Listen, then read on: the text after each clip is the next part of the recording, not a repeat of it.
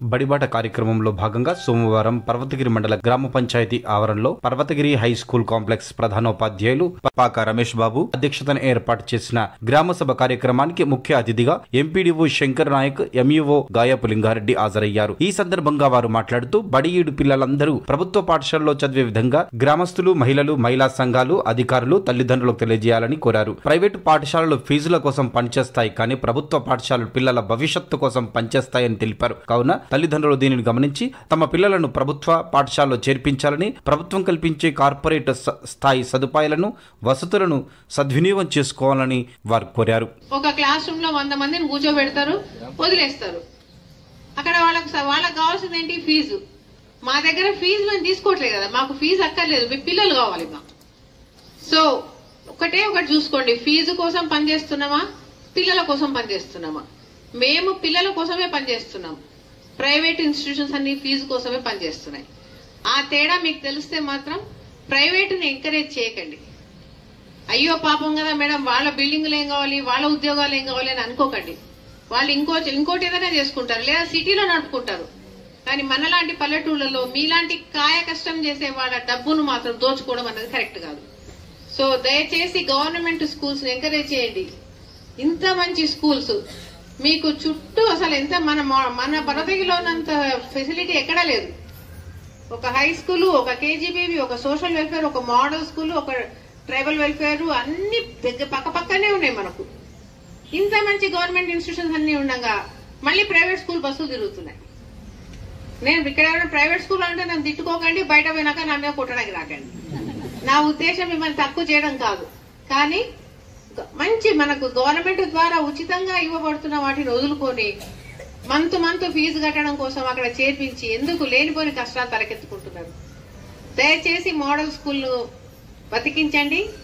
అంత పెద్ద స్కూల్ను మనము స్ట్రెంత్ లేకుండా వెలతెల్లబోతే మా స్కూల్ అయినా రేపు హై స్కూల్ అయినా, ఇంకా హై స్కూల్ కు ఒక బెనిఫిట్ ఏంటంటే సెంటర్ లో ఉంది మీకు. తెలంగాణ ప్రభుత్వం వచ్చిన తర్వాత ఇవన్నీ సౌకర్యాలను రెట్టింపు చేయడం జరిగింది. కాస్మోటిక్ ఛార్జీలు అయితే 150 నుంచి 200 వరకు కూడా పెంచడం జరిగింది. కాబట్టి మీరు అందరూ మనం చేయవలసిన కార్యక్రమం ఏంటంటే, నేను డైరెక్ట్ పాయింట్కి వెళ్తాను, కొంతమంది ఇంటరాక్ట్ కావాలి. ఇప్పుడు వాళ్ళు చాలా వివరంగా చెప్పారు. అంటే ప్రైవేట్ స్కూల్లో ఏ రకమైన సదుపాయాలు ఉంటాయి, మన గవర్నమెంట్ స్కూల్లో ఏ రకమైన సదుపాయాలు ఉంటాయని చెప్పేసి మీకు అందరికీ తెలుస్తుంది. దానికి నిదర్శనం ఏంటి, మన పర్వతగిరిలో ఉన్న మన హై స్కూల్ కానివ్వండి, తర్వాత మన మోడల్ స్కూల్ కానివ్వండి, తర్వాత మన సోషల్ వెల్ఫేర్ స్కూల్ కానివ్వండి, చాలా రకాలు. అంటే మన పర్వతగిరి మండలం ఒక విద్యాలయం. మీరు అవునా కాదు వినాలా? మహిళా సంఘాల వాళ్ళు మన పర్వతగిరి మండలం ఒక విద్యాలయం. అంటే 12th వరకు, ఇంటర్మీడియట్ వరకు మీరు ఎటుపోకుండా మన మండలంలో చదువుకున్న వాళ్ళు ప్రైమరీ స్కూల్ నుంచి మొదలు పెట్టుకుంటే హై స్కూల్ నుంచి మొదలు పెట్టుకుంటే ఇంటర్మీడియట్ వరకు మీరు ఎటు హన్మకొండ కానీ వరంగల్ కానీ ఎటుపోకుండా మన మండల స్థాయిలో చదువుకునే చక్కటి అవకాశం ఉంది. అయితే మనం చేయవలసిందల్లా ఏం చేయాలి, మనం మన గ్రామంలో ఉన్న మన సంఘాల ద్వారా కొంత మోటివేట్ చేయాలి. అంటే మన కుటుంబ సభ్యులు వాళ్ళు ఏం చేస్తున్నారు, పిల్లలు వాళ్ళు ఇంగ్లీష్ మీడియం పంపిస్తున్నారు కదా, ప్రైవేట్ స్కూల్కి పంపిస్తున్నారు కదా, నేను పంపకపోతే ఏమనుకుంటారో వాళ్ళు పక్క వాళ్ళని చెప్పేసి, పక్కింటి వాళ్ళు ఏమనుకుంటారు కదా, మన బంధువులు ఏమనుకుంటారు, మన కాలనీ వాళ్ళు ఏమనుకుంటారు, మా చుట్టాలు ఏమనుకుంటారు అని చెప్పేసి అనుకొని ఒకళ్ళని చూసి ఒకళ్ళు ప్రైవేట్ స్కూల్కి పంపించడం జరుగుతుంది. కానీ అంతకంటే నాణ్యమైన విద్య అందించే వాళ్ళు మన దగ్గర ఉన్న మంచి క్వాలిఫైడ్ టీచర్స్. ఇప్పుడు మన వెంకటరామరెడ్డి సార్ రాశారు, ఇప్పుడు ఎంతమంది ఉన్నారు, ఒక్కొక్కరు ధారాళంగా అంటే ఉచితంగా ఇవ్వడం జరుగుతుంది. ఎందుకంటే మన దగ్గర ఉన్న సౌకర్యాలను మనం వినియోగించుకోపోగా వాళ్ళకి అనవసరంగా మనం సంపాదించిన డబ్బంతా వాళ్ళకి ఇవ్వడం జరుగుతుంది. ఉదాహరణకు ఇప్పుడు ఎల్కేజీ నుంచి మినిమం ఎంత ఉంది, ఎల్కేజీ ఎవరైనా చెప్పగలుగుతారు? ఏమైనా పండుగలు అనవసరమైన విషయాలపైన మాట్లాడుకుంటున్నాం. జనరల్ ఏం చేస్తున్నాం, వాళ్ళు ఏం చేస్తున్నారు, వీళ్ళు ఏం చేస్తున్నారు, వాళ్ళ ఏదైనా ఫంక్షన్ చేసుకుంటే వాళ్ళు బాగా చేస్తున్నారు, మనం బాగా చేస్తున్నాం, ఇది కాదు.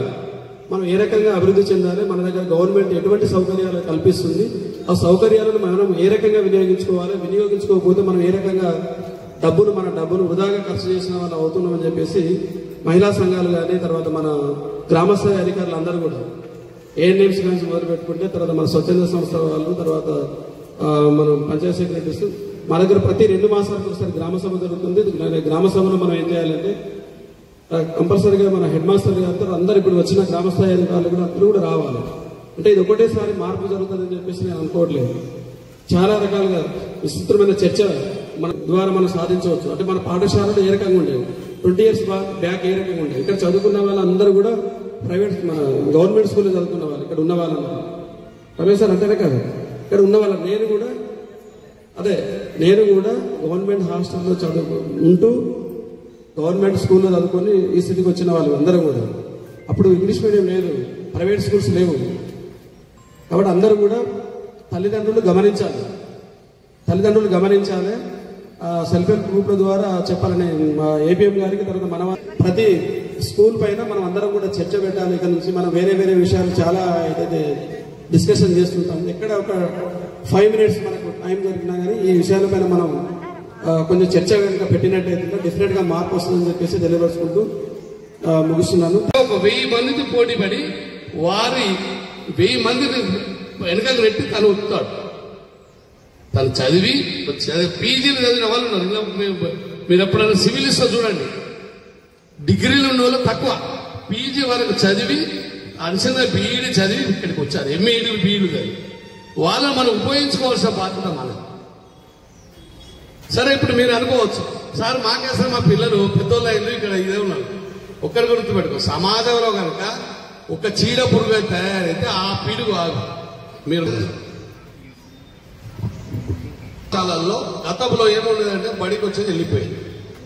కానీ ఇప్పుడున్న పరిస్థితులలో వాడు ఉదయం వస్తే బ్రేక్ఫాస్ట్ ఇస్తున్నారు, తర్వాత పోతే మధ్యాహ్నం భోజనం, మళ్ళీ వాడి ఇంటికి వెళ్ళడం వస్తుంది. భోజనం ఇస్తే వారానికి 3 గుడ్లు. వాస్తవం చాలా కుటుంబాలలో వారానికి 3 గుడ్లు ఇస్తున్నామని చెప్పండి, కష్టమే. అది మన ఆత్మ పరిశీలన చేసుకోవాలి. మనం ఎట్టి పరిస్థితి ఇస్తున్నారు, నాణ్యమైన భోజనం. ఖచ్చితంగా మేము ఏం చెప్తున్నామంటే ప్రతి పాఠశాలకు కమిటీ వేసి ఆడ 2 ఉపాధ్యాయులు తినాలా. తిన టేస్ట్ చూసినట్టుగా విద్యార్థి.